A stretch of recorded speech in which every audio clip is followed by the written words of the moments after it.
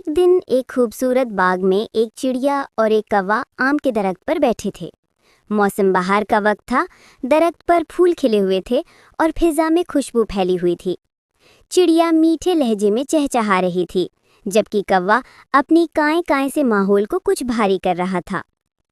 चिड़िया ने मुस्कुराकर कहा, कालू भाई, जरा आहिस्ता बोलिए, आपकी आवाज़ से बच्चे डर जाते हैं।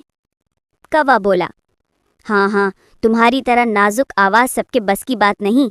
मैं अपनी कुदरती आवाज़ में बोलता हूँ, ये कोई खामी नहीं। चिड़िया बोली, मैंने तो सिर्फ ये कहा था कि नरमी में भी खूबसूरती है। जैसे फूल खुशबू देते हैं, वैसे ही नर्म बात दिल को लगती है। कौवा थोड़ा सोचने लगा, फिर बोला, बात तो तुम्हारी ठीक है, मगर तुम्हें क्या पता मुश्किल वक्त क्या होता है। मैं तो हर मौसम में जी लेता हूँ, बारिश हो या धूप। तुम तो ठंडी छांव ढूंढती फिरती हो।